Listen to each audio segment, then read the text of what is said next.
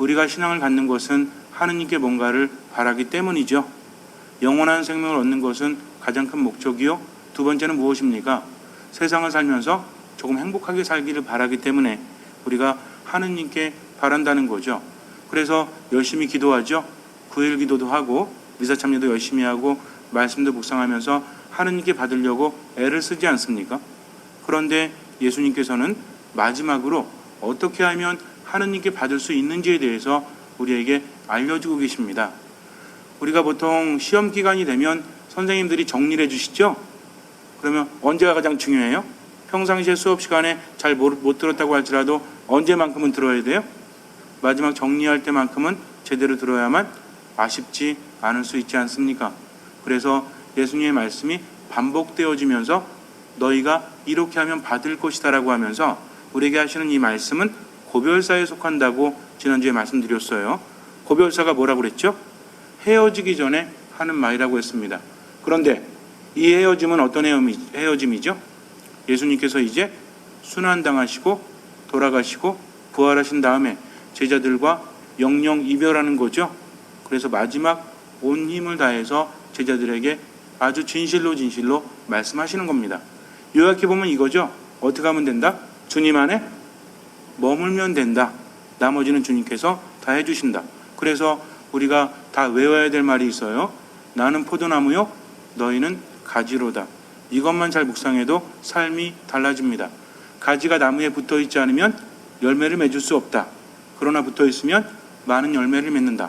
너희는 나 없이 아무것도 할 수 없다라고 하십니다. 그러니까 예수님 안에 머물지 못하면 뭘 할 수 있다는 얘기예요? 아무것도 할 수 없다는 거죠. 그러니 내가 아둥바둥 살 필요가 있어요, 없어요? 없다는 것입니다. 뭐만 하면 돼요? 그분 안에 머물기만 하면 된다는 거죠. 열매를 맺는다는 것은 쉬운 일입니까? 어려운 일입니까? 어려운 일이죠. 그러나 가지가 열매를 맺긴 하지만 이걸 내용상으로 구분해 본다면 말에 딴지를 거는 게 아닙니다. 내용상으로 이해하기 쉽게 한번 구분해 본다면 열매를 맺는 걸까요? 아니면 열매가 맺어지는 걸까요? 의미상으로. 물론 가지가 열매를 맺지만 그러나 가지는 나무에 붙어 있으면서 영양분을 빨아들이면 열매는 맺어질 수밖에 없다는 것입니다. 이게 신앙에 있어서 우리가 잘 이해해야 되는 부분이에요. 내가 무엇인가를 하려고 하는 것이 아니라 해주시는 분은 누구시다? 주님이시다. 나는 뭐만 하면 돼요? 그분 안에 머물기만 하면 된다는 거죠. 이렇게 본다면 우리는 뭐만 잘 알면 되죠? 머무는 게 무엇인지만 잘 알면 돼요. 그런데 오늘 예수님께서는 또 말씀하십니다. 지난번에 말씀하신 대로 너희가 내 안에 머물기만 하면 그러면 너희가 청하는 것은 무엇이든지 아버지께서 그대로 이루어 주실 것이다. 말씀하신 다음에 오늘 또 뭐라고 하시냐면 마지막 계명을 주시면서 이 계명을 지키면 내 안에 머물 것이요. 너희들이 이 계명을 지켜서 내 안에 머물면 너희가 청하는 것은 무엇이든지 받을 것이다. 예수님께서 하시는 말씀은 우리가 열매를 맺고 그 열매가 계속 남아있게 하시기 위해서 무엇을 주십니까? 계명을 주신다는 거죠. 머문다는 게 뭐예요? 성당에 와가지고 그냥 하루 종일 앉아있으면 머무는 거예요? 그것이 아니라 무엇을 지켜야만? 너희가 내 계명을 지키면 너희는 내 안에 머무르게 된다라고 예수님께서 말씀하십니다. 종합해 보면 이거예요. 주님 안에 머문다는 것은 다른 것이 아니라 무엇이다? 그분의 계명을 지키는 것이다. 그런데 그분 안에 머물지 못하니까 점점 삶이 힘들어지는 겁니다. 제가 여러분들한테 늘 이해하라고 말씀드린 거 있죠? 우리 삶이 어디로 가고 있는가? 삶으로 가고 있는가? 죽음으로 가고 있는가? 이것들이 우리 삶을 알 수 있는 기준이라고 했습니다. 그렇다면 내 삶이 죽음으로 간다면 그런 징후들이 나타난다고 그랬죠? 또 삶으로 가도 그런 징후들이 나타난다고 했는데 죽음으로 가는 징후는 무엇이죠? 삶이 우울하다든지 삶이 불안하다든지 아니면 분노와 또 다른 고통 안에 있다든지 이건 결국 어디로 간다는 얘기예요? 죽음을 향해서 나아가고 있다는 겁니다. 여기에 대해서 우리가 알지 못하면 제대로 해결하지 못해요. 그러니까 어떻게 하면 되죠? 근본적으로 내 우울함을 없애고 슬픔을 없애고 내 고통을 없애는 방법은 무엇입니까? 방향을 돌려서 어디로 가면 돼요? 삶으로 가면 된다는 거죠.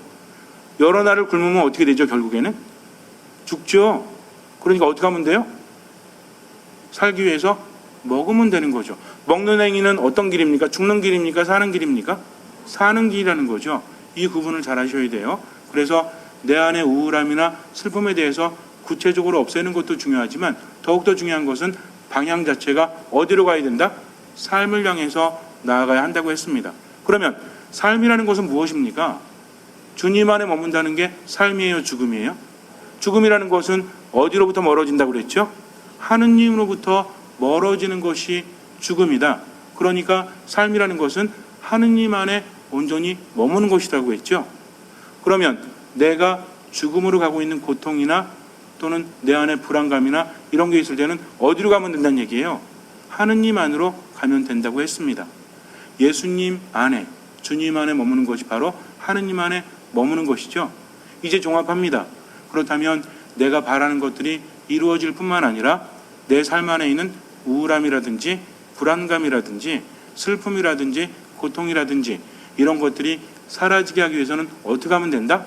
그저 하느님 안에 머물기만 하면 된다. 머문다는 것이 뭐라고 했죠 아까? 무엇을 지킨다? 계명을 지킨다라고 했습니다. 그런데 그 계명은 무엇입니까? 너희는 서로 사랑하여라. 내가 너희를 사랑하였듯이 너희도 서로 사랑하여라 라는 계명이라는 거죠. 이거는 안 지켜도 되는 거예요? 아니면 반드시 지켜야 되는 거예요? 이제는 대답할 수 있죠. 안 지키면 어떻게 되니까? 죽으니까. 그러니까 지켜야만 그분 안에 머물 수 있고 살 수 있다는 것입니다. 그래서 이제는 삶 안에서 내가 힘들고 괴로운 이유를 여기서 찾아야 돼요. 아마 여러분들 머리가 좋으시니까 대답할 수 있으실 거예요. 내 삶이 힘들고 내 삶이 고통스러운 이유는 무엇이 없기 때문입니까? 종합해 보세요 한번. 이 모든 것들을. 무엇이 없기 때문이죠? 사랑이 없기 때문입니다. 왜? 사랑이 없으면 어디 안에 머물지 못하니까? 요한 1서에서 우리에게 말해주고 있죠. 사랑하는 사람은 누구나 하느님을 압니다. 하느님은 사랑이시기 때문입니다. 그러니까 하느님 안에 머문다는 것은 어디 안에 머문다는 얘기예요? 사랑 안에 머문다는 것이요, 예수님의 계명을 지킨다는 것이니까. 예수님의 계명이 뭐라고 그랬죠? 너희는 서로 사랑하여라. 내가 너희를 사랑하였듯이 너희도 서로 사랑하여라. 그러면 이제 우리는 알 수 있어요. 내 삶이 힘들고 괴롭고 우울하고 절망으로 가는 것은 내 안에 무엇이 없기 때문입니까? 사랑이 없기 때문이요, 사랑을 실천하지 않기 때문이라는 거죠. 그러니까 살기 위해서는 어떻게 하면 돼요? 사랑을 하면 돼요. 그런데 이 사랑한다는 것이 쉬워요, 어려워요? 어렵지 않습니까? 내가 사랑할 만한 사람만 사랑한다면 그건 쉬울지 몰라요. 근데 예수님께서는 내가 너희를 사랑한 것처럼 너희도 서로 사랑하여라 하고 하시면서 누구마저도, 원수마저도 사랑할 수 있어야 한다고 말씀을 하십니다. 이게 무겁다는 거죠. 우리는요, 살아가면서 여러 가지 상처를 받아요. 그래서 정말 사람들에 대한 분노나 미움이 마음속에 쌓여갈 수밖에 없습니다. 예수님의 말씀을 지켜야 되는 건 알아요. 그러나 정말 우리를 사랑하신다면 왜 이렇게 힘든 걸 시키시는가?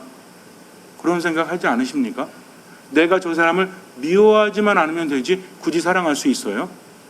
이 미움이라는 것이 내 안에서 솟구치는데 내가 어쩌지를 못하는데 정말 나에게 해를 끼치거나 앞으로도 해를 끼칠 사람을 보면 어떻게 사랑할 수 있습니까? 미워하지 않는 것도 가까스로 하는데 근데 어떻게 사랑할 수 있죠? 라고 예수님께 따진다고 할지라도 중요한 건 뭐예요? 사랑을 하면, 사랑을 하지 않으면, 이게 중요하다고 그랬죠? 사랑하면 어떻게 돼요? 살아요. 사랑하지 않으면 죽어요. 어떤 이유가 된다고 할지라도 중요하지 않습니다. 결국에는 사랑하면 살 것이요, 사랑하지 않으면 죽게 된다는 거죠. 아니, 왜 이렇게 우리를 힘들게 하시나 라고 생각할 수 있겠지만 다시 한번 생각해 보세요.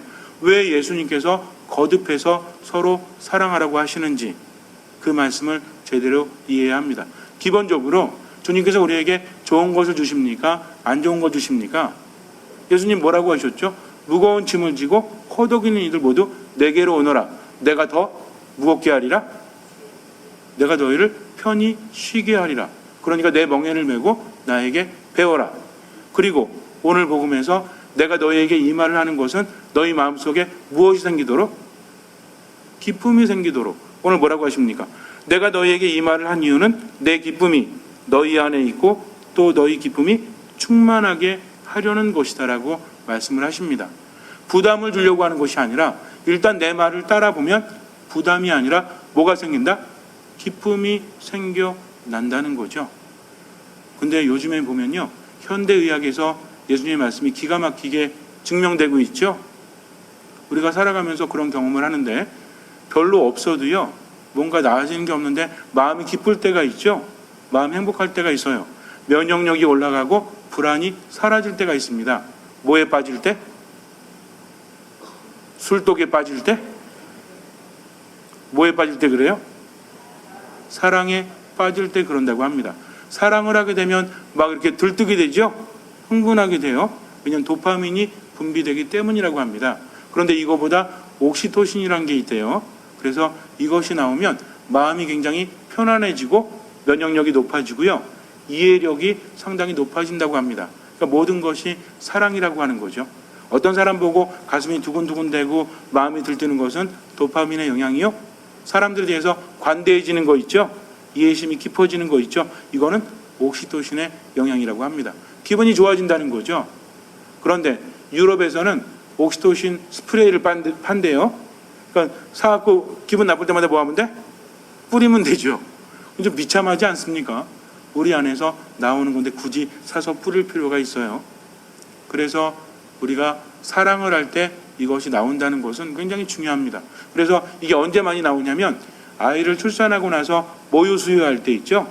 이때 많이 나온대요. 그래서 여러분들 아마 우리 자매님들 경험이 있으신 분들 아시겠지만 모유 수유할 때는 뉴스나 이런 거 보고 불쌍한 사람들 나오면 더 마음이 애잔해져요? 아니면 아무렇지도 않아요? 더 도와주고 싶은 마음이 막 굉장히 커지지 않습니까? 그게 모성애하고 연결이 돼 있다는 거죠. 바로 그 효과라고 합니다. 그래서 우리가 다른 사람에 대해서 관대해진다는 것은 내가 행복하다는 거예요? 아니면 불행하다는 거예요? 마음의 여유가 없으면요, 다른 사람에 대해서 관대해지지 않습니다. 그러나 내가 행복하다고 느끼는 사람은 다른 사람 도와주고 싶고 관대해진다는 거죠. 그래서 제가 이제 어느 날 제가 아는 집에 개가 새끼를 낳대요. 그래서 개가 모유 수유를 하고 있다고 합니다. 근데 제가 평상시에 아는 개였거든요. 그래서 이제 모유 수유할 때 뭐가 나온다? 옥시토신이 나오니까 관대해진다라고 해서 제가 이제 구경 갔어요. 그래가지고 이제 천으로 쳐놨길래 안녕 그러면서 문을 딱 열었거든요. 얘가 어떻게 했는지 아세요? 아마 걔한테는 옥시토신이 안 나오는 것 같아요. 그것이 아니라 사람과 다르다는 거죠. 개답거나 사람다움은 다르지 않습니까? 우리가 만약에 개라면 그렇게 살아도 돼요. 그러나 우리는 무엇입니까? 우리는 인간이라는 거죠. 그래서 인간답게 살아야 되는데 인간은 어떤 존재죠? 하느님의 모상이라고 했습니다. 하느님은 사랑이시죠? 그러니까 사랑 자체이신 하느님의 모상인 인간도 뭐예요? 사랑이라는 거죠. 그래서 어떤 이유가 되든지 사랑하지 않으면 인간은 절망 속에 있을 수밖에 없고요. 사랑하게 되면 희망으로 나아가고 행복할 수밖에 없다는 겁니다. 제가 예전에 그 벌 한 마리가 운동장에서 이렇게 화단을 날아다니고 있는데 쳐다봤어요. 그랬더니 이제 꽃 사이를 날아다니면서 이렇게 하고 있는데 그 옆에 거미줄이 하나가 있었습니다. 근데 거미가 굉장히 컸어요. 근데 이 벌이 날아가는 방향을 보니까 거미줄 향해서 가고 있거든요. 거미줄에 딱 걸리면 어떻게 되죠? 죽죠? 그러니까 저는 얘 거미줄 안 걸리게 하려고 이렇게 팔로 이렇게 했거든요. 그랬더니 얘가 이제 저를 피해서 날아가려고. 제가 계속 그러니까 어떻게 하려고 그러겠어요? 쏘려고 그러죠? 도망갔어요. 근데 무서워서 도망간 게 아니라 벌을 살리기 위해서 도망갔습니다. 왜?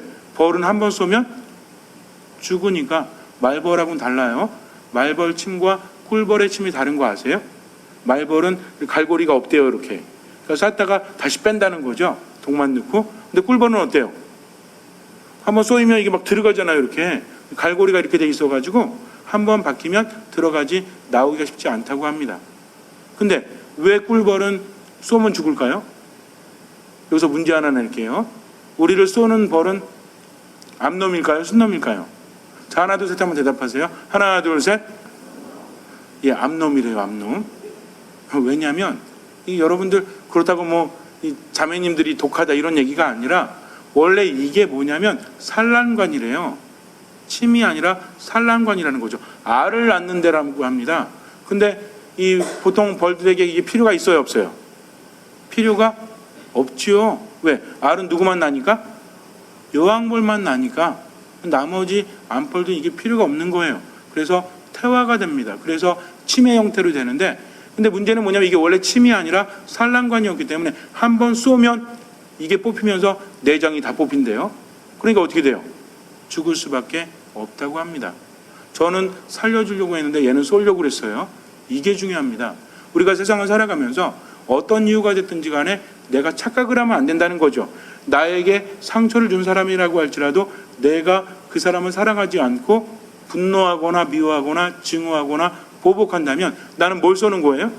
침을 쏘는 것과 같다는 겁니다. 근데 이 침 때문에 누가 죽어요?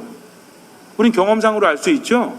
어떤 사람에 대해서 증오를 가지고 있거나 미움을 가지고 있거나 보복하려는 마음 가지고 있으면 누가 병에 걸려요? 내가 병에 걸리지 않습니까? 스트레스가 돼서 내 몸과 마음이 망가진다는 거죠. 물론 우리에게 침이 하나만 있는 건 아니에요. 주님께서 그때마다 치유해 주시는데, 문제는 뭐냐면 그분 안에 머물지 못하고 자꾸만 상처받으니까 상처 주면서 또 받고 상처 주면서 또 받고 사람 죽이면서 자기가 죽고 있기 때문입니다. 그래서 주님께서는 뭐 하라고 하세요? 사랑하라고 하신 거죠. 아니 어떻게 사랑할 수 있습니까? 라고 말한다면 그분은 그러세요. 내가 말하지 않았냐? 너희는 나 없이는 아무것도 할 수 없다. 용서하는 것도 혼자 하는 것이 아니라 내가 있어야만 하는 것이니까 뭐만 해라? 내 안에 머물기만 해라. 사랑이라는 열매는 맺는 거라고 그랬습니까? 맺어지는 거라고 그랬습니까? 맺어지는 거라고 했죠. 그러니까 내가 고민할 필요 없어요. 누군가 미우면 뭐 하면 돼요? 기도하고 말씀 안에 머물면서 주님의 은총을 청하면 된다는 거죠. 신앙이라는 것은 기본이 잘 돼 있어야 합니다. 하느님께 무엇인가를 바라면서 기도한다고 할지라도 그분의 말씀을 듣지 않으면 믿음이 생겨나지 않고요. 그분 안에 머물지 않으면 치유받을 수 없다라는 거죠. 우리 생각을 바꾸지 않으면 삶은 바뀌지 않아요. 그래서 주님의 계명은, 사랑하라는 계명은 우리를 힘들게 하려는 것이 아니라 우리를 살리기 위한 것이라는 거죠. 분명히 기억해야 합니다. 그래서 우리 삶에 대해서 돌아볼 때는 이제는 어떻게 돌아보냐면 누가 나에게 상처 줬고 내가 누구한테 상처 줬나 이런 게 아니라 내 안에 무엇이 있나 없나? 사랑이 있나 없나? 사랑이 없다면 어떻게 된다고 그랬죠? 아까 알려드렸죠? 사랑이 없다는 것은 어디로부터 멀어져 있다? 하느님으로부터 멀어졌기 때문에 메말라가고 있는 거다. 그러니까 어떻게 하면 된다? 하느님 안에 머물기만 하면 된다는 거죠. 그게 뭐라고 그랬습니까? 계명을 지키는 것이요. 이 계명을 지키는 것도 뭐 없이는 안 돼요? 주님의 도우심이 없이는 안 된다. 그분 없이는 아무것도 할 수 없기 때문에. 이렇게 생각하면 삶이 간단해집니까? 복잡해집니까? 간단해져요? 복잡해져요? 아주 간단해지지 않습니까? 삶이 가벼워요. 근데 이거 모르면요. 맨날 스트레스 받아요. 뭐가 잘못됐지? 뭐가 문제지? 하면서 헤매이다가 에너지 다 뺏기고요. 원치 않는 사람 죽이는 행동하고 자기가 상처받습니다. 그러나 주님 안에서는 편히 쉴 수 있죠. 왜? 그분은 나의 목자요. 나를 푸른 초장으로 인도하시니까. 근데 우리들의 신앙을 보면요. 예수님 따라가려는 신앙이 아니라 자기가 하려는 신앙이니까 맨날 스트레스 받죠. 양이 해야 될 건 뭐예요? 목자를 따라가면 돼요. 가지는 뭐 하면 돼요? 주님 안에 머물면서 나무에 머물면서 열매가 맺어지면 되지 않습니까? 그래서 단순하게 어린이처럼 살면 어디 간다? 천국에 가지만 복잡하게 혼자 살면 어디 간다? 어쨌든 천국에 가지 못할 뿐만 아니라 세상에서의 삶도 더럽게 힘들어요. 그러니까 괜히 힘들 필요 있습니까? 없습니까? 없다는 거죠. 어떻게 하면 돼요? 그분 안에 머물면 돼요. 사랑을 실천하면 돼요. 사랑을 실천할 수 없다면 그분의 도우심을 청하면 된다는 것입니다. 이제 아셨죠? 그럼 어떻게 하면 되죠? 어떻게 하면 돼요? 알면 실천하면 되죠. 실천해서 편히 살든 실천하지 않고 힘들게 살든 그것은 누구의 몫입니까? 여러분들 선택의 몫이라는 거죠. 잠시 눈을 감으세요. 기도하십시오. 말씀 안에 머무십시오. 미사에 온전히 머무십시오. 주님께 온전히 맡긴다는 것은 한마디로 되는 것이 아닙니다. 말씀 안에 늘 머물려고 할 때, 내 마음이 주님을 향하려고 할 때, 주님 사랑한다는 것이 너무나 힘들지만 제가 사랑해야만 살 수 있다는 것을 압니다. 그리고 제 힘으로는 사랑할 수 없기에 당신의 도우심을 청합니다. 그러니 저와 함께 머물면서 저를 치유하시고 이끌어 주십시오. 라고 겸손되이 기도하십시오. 주님께서는 그 믿음을 보시고 우리 삶에 놀라운 기적을 일으켜 주실 것입니다. 아멘.